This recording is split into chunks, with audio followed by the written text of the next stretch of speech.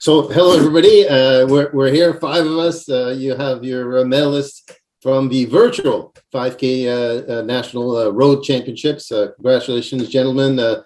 Luc Bruchet, gold medalist. Justin, silver. Charles PT in Quebec, bronze. And thank you for your presence here today and engaging. How did it go and on and so forth.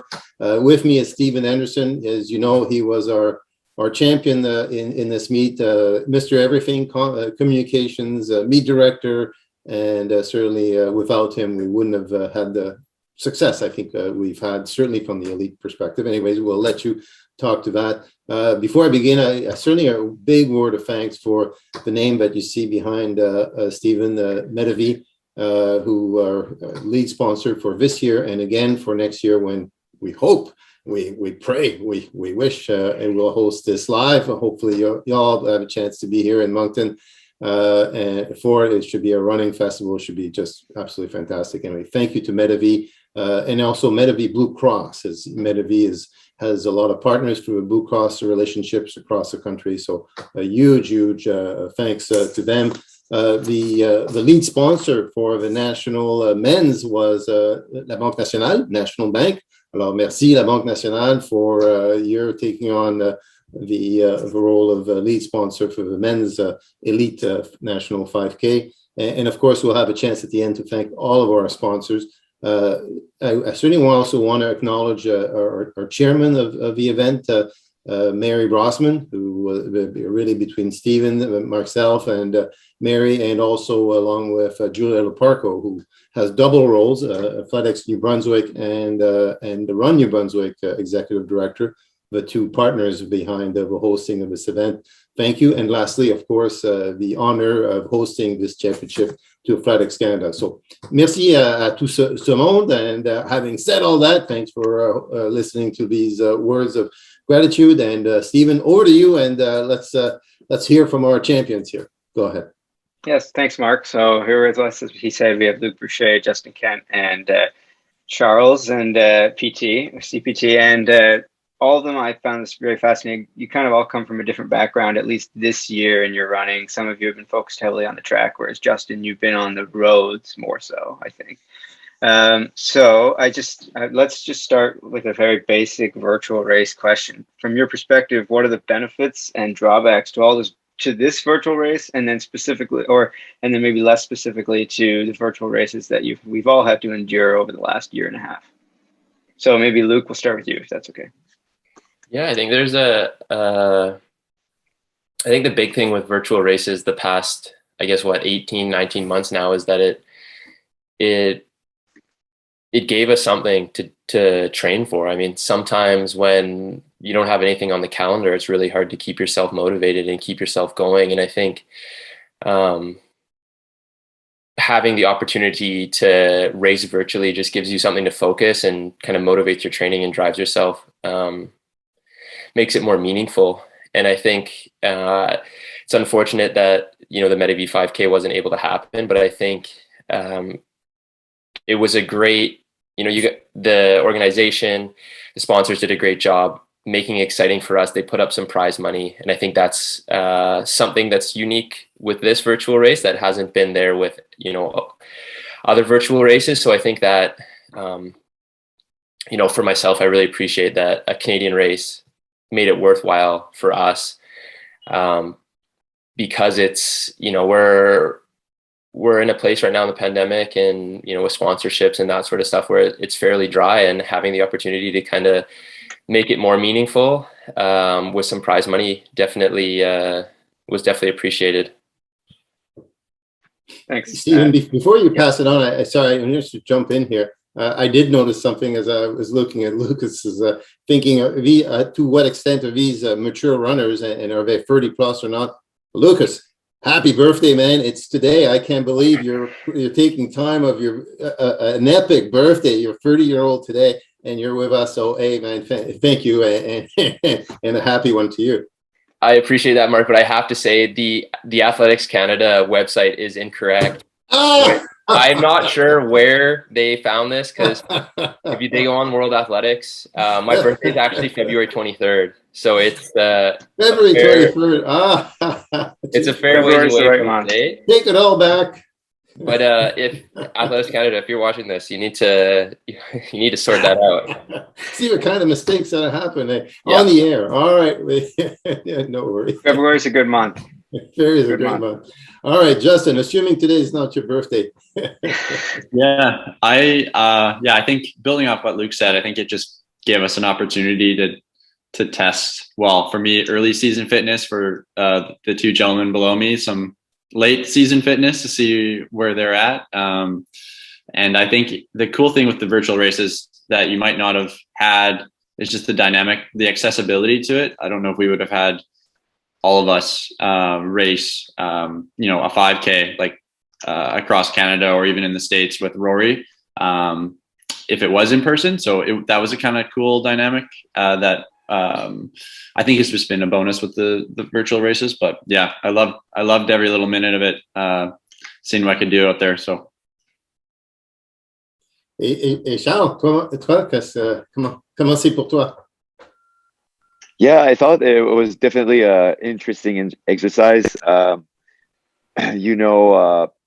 Having 10 days or like more or less 10 days to complete the event definitely made it with a different dynamics. You didn't want to show your cards too early, but then some of us had plans. For myself, I had the Fifth Avenue Mile on the Sunday, so I knew I had to do it like a couple of days beforehand, which meant I was not going to be the last one to race. But then, if you're the last one to race, you know what everyone's run. So definitely made for a interesting experience, I think. And I think it was a good a good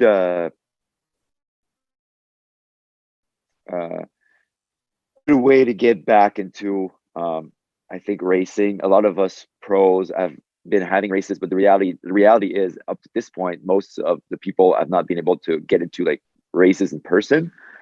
So just to be able to relate to that and just like prepare for a race that was going to be virtual, like a lot of, like most people had to do in 2020 and 2021.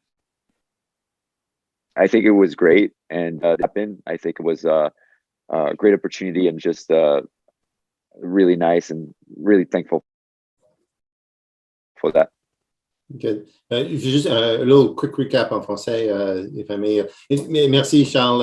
Et bien sûr, je pense que ce qu'on entend des trois, c'est grandement apprécier l'opportunité de pouvoir avoir cette course virtuelle. C'est un championnat aussi avec quand même des bourses intéressantes. Donc ça aussi, je pense, ça ajoute. Et le fait de pouvoir avoir un décalage horaire, il y a quand même des stratégies qui se jouent là-dedans, que ce soit est-ce que je cours plus tôt, plus tard, etc. Certainly one question I wondered about in this gentleman was did you have a couple days of running, because weather can change where you are, and so I wonder whether some of you said, yeah, I could be on this day, but if the weather turns poorly, it's after, or did you have a dedicated day, whatever it is? Just briefly on that, I'd be curious to hear from you, Charles. I mean, both of these guys ran in Vancouver, and Vancouver is like nice all the time. Like thankfully for me, Quebec City in August and September is really nice. So like we probably had like 2 or 3 weeks in the year where our weather is like Vancouver. So and that was in that stretch. So I actually had like 1 day lockdown, and I made sure to go early in the morning. You're less likely to have wind if you go early in the morning. So I just made sure within that day I had the best conditions, but it turned out to be great for me at least. Yeah. And Justin, Lucas, you guys ran the same course. I think I understand, but different days. For me, we just decided to do it on the last day because I took some time off after the Olympics and kind of spent the next few weeks just getting back into running, and it was kind of like leave it to the last minute, and maybe I'll have a better feel for running after taking some time off. And I think it also gave me the advantage of knowing what everybody else ran. So it was, I had an idea of how hard I need to go and how far into the well I had to dig to, to kind of put myself on top. So that was how it worked for us. It ended up being a kind of an overcast day, but warm and a bit humid. So yeah, it was, I guess as good as it could have been for this time of year. Yeah. Justin? Yeah, I think with Rich, our coach, he just wanted us to treat it like a race. So there was no questioning if we were gonna, come back tomorrow if we have a bad day. It's like just one and done. And so I think that's a big thing with the virtual races. I think sometimes is just putting a date on the calendar and just treating it like a race, because you can just get too complacent and make so many excuses. And yeah, you don't want that in the back of your head too, like halfway through a 5K saying, oh, I can come back here tomorrow. So yeah, one and done. I think that's a good mentality. As somebody who, blows up in workouts a lot, it's good to it's good to know you don't do it. Well, it's good to know you don't have like that escape trap, I suppose, to get out and do it again, right? Mark, do you want to summarize? And No, it's okay. I think you're okay. All right. Okay. So I guess just in case we ever have to do this again, which knock on wood, we don't. Is there anything you suggest we as organizers, now it could be us or more broadly, do next time if there's a virtual either national championship or virtual race that this kind of scale? I think, it's kind of one of the unique things with the race that I think we got so much attention is because you had like that 2-week window. So guys like Charles, who can kind of pick a date that worked with his schedule. So there's some bonuses there, but I think it kind of, if it was like a weekend or if it was like one day where everyone kind of had to race, I think that would be kind of cool, because it just, I felt like it kind of, I was like, I'd run like 14:04 and I'm just like waiting for guys to like slowly pick me off. So that it was, I think if it was like a shorter duration or window, I think would be ideal. But then again, like you might not have the same turnout with everyone's schedule. So I don't know. Yeah, you're right. That was a bit of a compromise. We talked at length, and I think from my perspective, especially here in the Maritimes, where the weather at that time of year can go horrendous with hurricanes coming up. And we said, if we have a hurricane, forget the next 4 days, and everybody's and that that is no longer fair. So anyway, Charles, I think that. The thing that I found with the video, and a lot of us turned out to just do a live on Instagram, and I think we underestimate how that has the reach with the community. Like a lot of people reached out after and they were like, "Man, like you were out ripping. That was so cool to see." And I just think like most of us went live for the event, and a lot of people appreciated it. So I think that was definitely something that was interesting with the current format. Just having like requiring the video made us go live, and I think people appreciated it, and I think it was pretty cool. Yeah.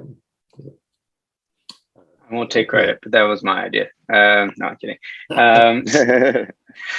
So just moving on, like we'll kind of move to like the advice section of our chat. Do you have any advice for any runner really who, as this pandemic drags on, and now we're starting to see in-person racing pop up, but do you have any advice for people who are kind of struggling to get in a race and are keep it, because I think all of us were in this situation for at least a year. They're trying to keep their fitness going. They're trying to stay in that PB shape, but ultimately there's no race opportunity. So do you have any advice for them kind of moving forward?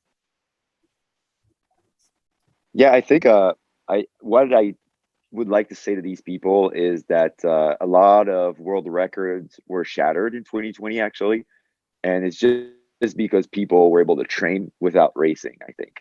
And if anyone can find some comfort in that, Just the fact that like it might be hard to go out there when you don't have a race, but you must know that if every day you show up and you don't really have any races, you'll just get better. Like it is what it is. Like if you're consistent, you get out there, you'll get better, and eventually when that chance will come, you'll shine. And that's kind of what I want to say to everyone that's been struggling trying to find races. If you stay motivated, eventually something will come and you'll be better than ever if you keep showing up. Yeah, I've had this predicament with my marathon athletes all last year, is keeping them kind of motivated and keeping them excited about training. And I think one thing that I found helped was kind of focusing on those like non-traditional race distances. Or like if you're typically a 10K or a half marathon, like see what you can do in an 8K, or see what you can do at 12 or a 10 miler, and just use those as unique opportunities that you might not have had the chance to chase in a normal year. You're still getting all the training, you're still getting the benefit, and you might run a PB out of it. So it's a cool way to give some optimism and some excitement to your training. Anything to add, Luc? Or yeah, I think I agree with both of those, both the guys and what they had to say. I think the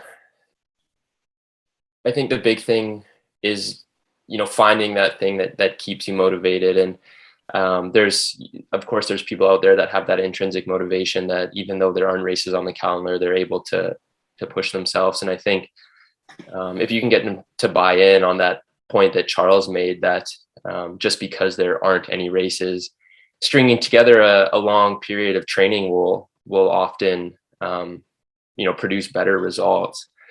But for those that have a trouble staying motivated and getting out in the winter, the rain, the snow, or whatever it might be, I think it's switching up the mindset and trying some different goals. And like Justin said, with our mile to marathon crew and here in Vancouver, we had some alternative distances. We gave them the opportunity to run a 1K or a mile, like things that people don't normally do. And I think for a lot of them, it was a shift in mindset and training, but it made it fun and kept them engaged. And now that races are continuing to, pop up and there's more opportunities to race in person, I think they're happy that they were able to find that motivation and stick with it, because it's fitness in the bank for sure.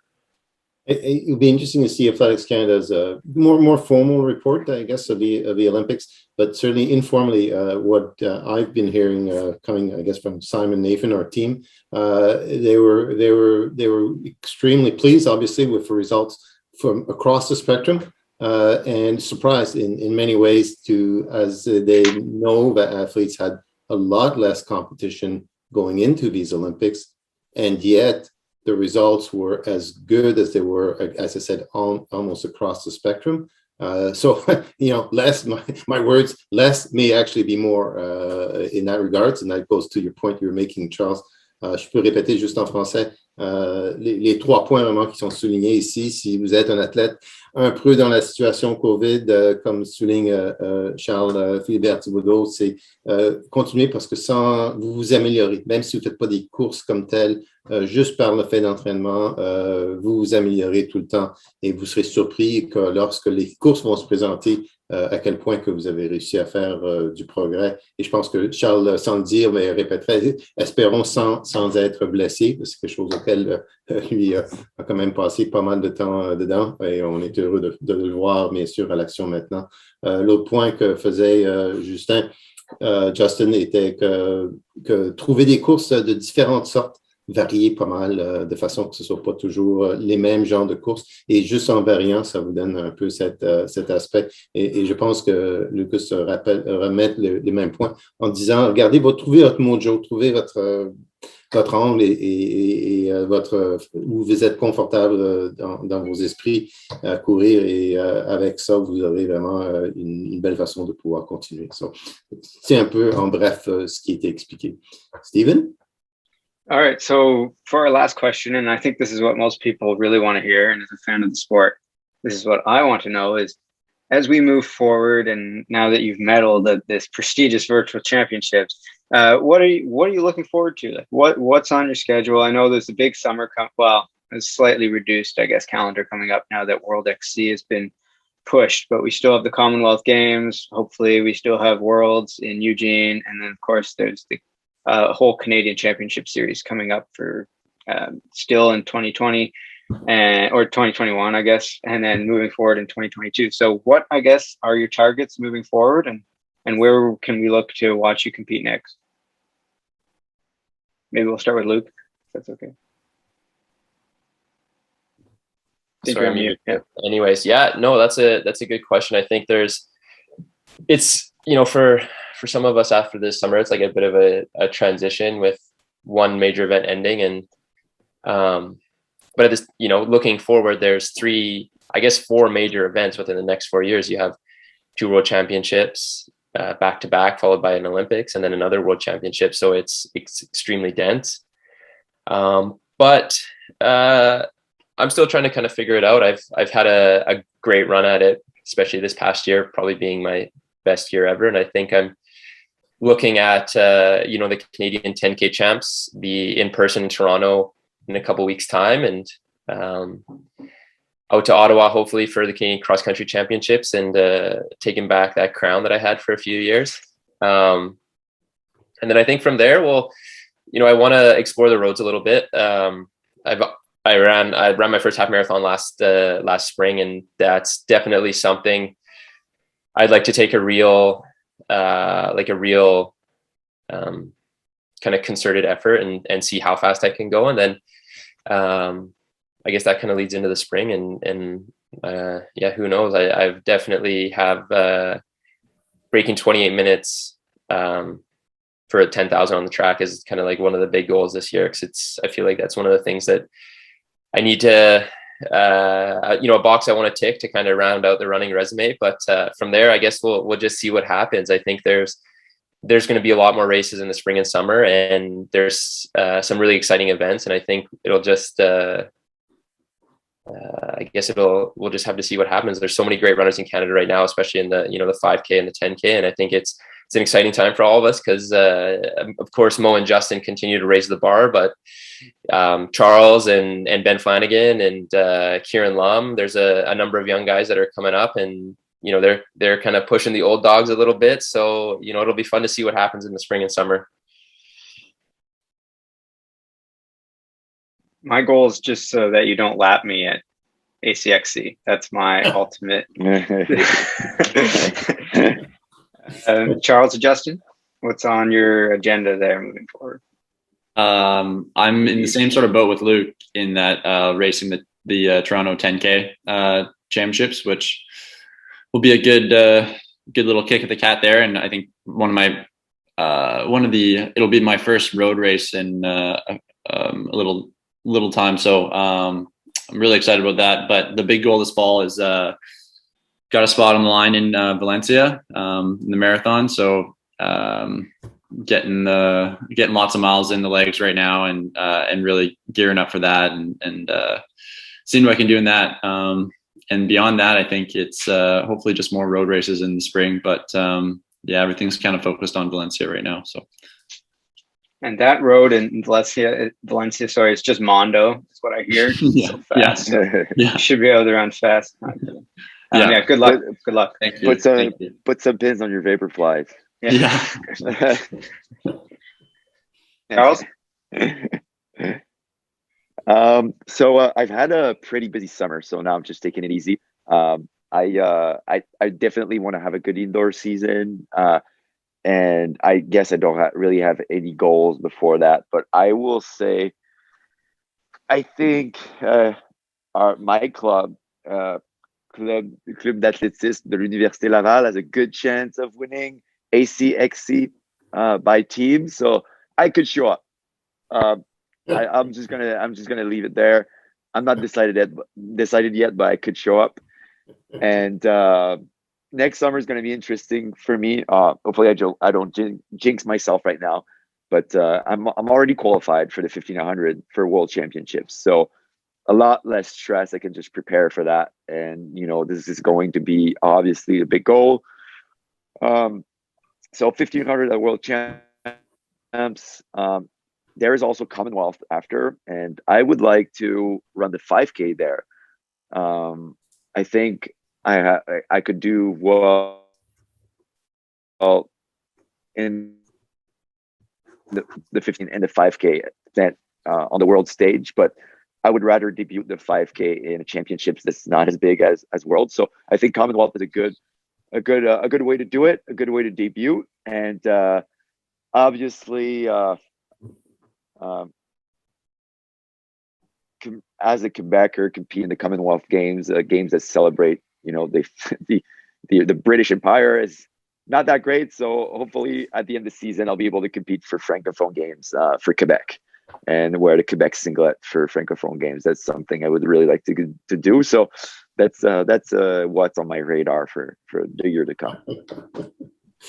Well, for indoors anyway, hopefully we'll see you in New Brunswick for the Canadian indoors. I'm not sure. I've noticed there's a Canadian Indoor Championships on the calendar, which I've never seen before. So should be, maybe we can swing down to that. I think there's something.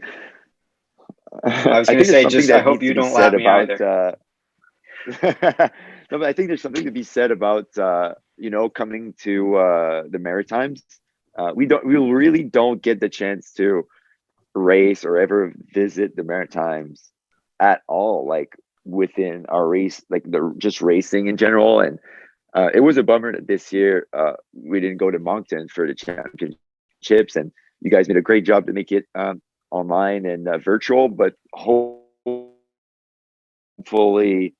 we can show up next year, just because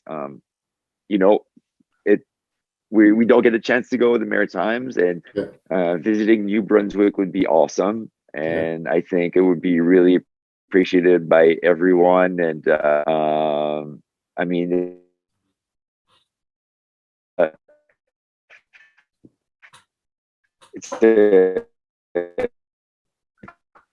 Charles, I'm just going to jump in here because you're cutting in and out a little bit. Nice area. We can visit soon.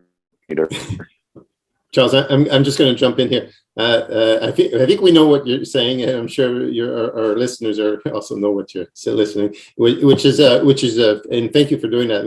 It's like certainly one of the things we want to do is invite everybody who's listening, and you three, of course, gentlemen, to think about being in Moncton next year, September 9th to 11th. And if you like, there'll be there's lobster dinner for sure on the menu at post race, or if not, it'll be something else. But they definitely maritime favor and maritime hospitality like you have not seen. So it'd be a unique experience. And anyway, we certainly hope you will be there for that. But it's interesting, Stephen. Here we're sort of that middle ground, 5K, and one's building up to the marathon. Another one wants to run the best 10K in lifetime performance, and the other one is already qualified for Worlds 1500. So what a melting pot of runners here we've had in this championships. Over to you, Stephen. Yeah, I just going to say that's the goal, and it's great to see everybody. And I like to, at least as a fan of the sport, watch people from different backgrounds compete against each other. I think that's what makes Canadian cross country so interesting, and that's why it's so great that we had such a diverse field and a competitive field for this event. So I just thank you again, guys, for running and for taking the time to do this video. And checks are and medals are in the mail. And the medals are being assembled. Check will be in the mail next week. But the checks are coming. It's real pleasure for all of us to be able to put some money in your pockets and with little expenses, mainly your time and efforts, obviously. So, and all of the others as well. So, yeah, thank you for mentioning it. But it's an honor to be able to, and a pleasure to be able to do that. I know Athletics Canada was also quite pleased that we're able to do that. So, anyway, so thanks for mentioning it. But most importantly, like, thank you for participating and congratulations, obviously, for your results. Last word to any one of you want to say, and then over to Stephen, please. I guess I'll just say, thank you to the two of you and all of the sponsors. I appreciate the opportunity to race virtually for another Canadian Championships, and of course, chasing prize money always goes a long way to help fund the journey. There's a whole lot of politics involved with securing support, and of course, sponsorships are not the most lucrative in Canada. So being able to race events like this makes a huge difference for athletes like myself. Hi, everybody. Stephen and Marc here. Just thank you for joining us again for the Canadian 5K Championship sponsored by Medavie.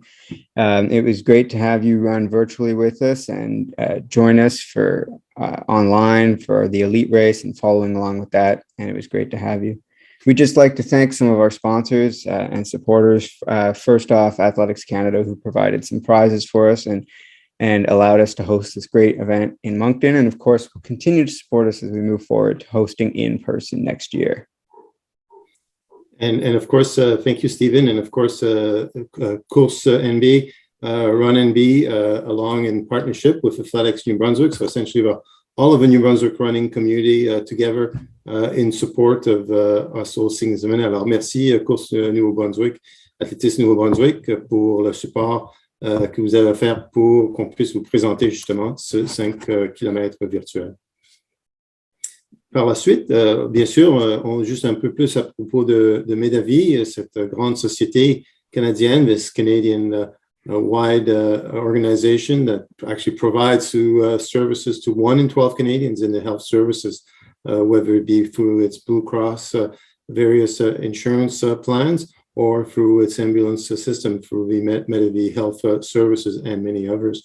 So, Medavie, merci grandement. Bien sûr, votre support a permis justement à attirer plusieurs coureurs, je devrais dire, many runners from across the country to participate in this event and certainly help us re-engage people with running and certainly put on their agenda to be here in person next year for a 2022 version. And of course, we'd be remiss not to mention our elite race sponsors, National Bank, Banque Nationale, and Alex and Lily Shoe Shop. Both of these companies made it possible for us to host an amazing elite race with a great depth of prize money and provide elite athletes who in this pandemic may have been struggling to get a foothold, to fund their athletic dreams. And so these companies really stepped forward and allowed us to provide a race that was valuable and help the well-being of elite athletes in Canada. Alors, juste pour répéter, merci Banque Nationale et Alex and Lily Shoes and Swimwear pour tout le travail et le support, bien sûr, pour avoir commandité les courses élites hommes dans le cas de la Banque Nationale et femmes dans le cas de Alex and Lily's Shoes and Swimwear. Merci. Finally, we'd like to thank the local sponsors who really stepped in and were also great support to us. Laplace, Uni Financial, Doyle Corporate Image, Yankee Sportswear, Olivier Soap, and Benchmark Consulting. Each of these small businesses and local businesses are great supporters for our event, and we invite you to come when you come to Moncton next year to look more into these great partners we have. Oui, bien sûr. Merci Stephen et bien sûr la place, André Savoie, merci. Uni Coopération Financière, compagnie dans le monde de la finance ici au Nouveau-Brunswick et de plus en plus à travers le Canada, Doyle Corporate Image de Moncton, Yankee qui a justement offert plein de Yankees qui sont dans les prix. Olivier, la savonnerie Olivier qui fait des produits ici au Nouveau-Brunswick, made here in New Brunswick, all of the soaps. I hope many of you get to try them out, especially next year when you come. And Benchmark Investment Consulting, thank you for all of those 6. Alors, merci à tous ces 6 additionnels pour votre support lors de ce 5 km. So thank you again for joining us, and we hope to see you in Moncton in 2022. Absolument. On espère tous vous voir et on les salutations, bien sûr, non seulement de Stephen Anderson, moi-même, Marc Lalonde, mais aussi de Mary Brossman, la présidente du conseil d'administration. On espère de tout vous voir et tenez-vous aux écoutes. Stay in touch. We will be sending out some more information about what this could look like in person for real here next year in Moncton, New Brunswick. Look forward to seeing you. Thank you, Stephen. Thank you all.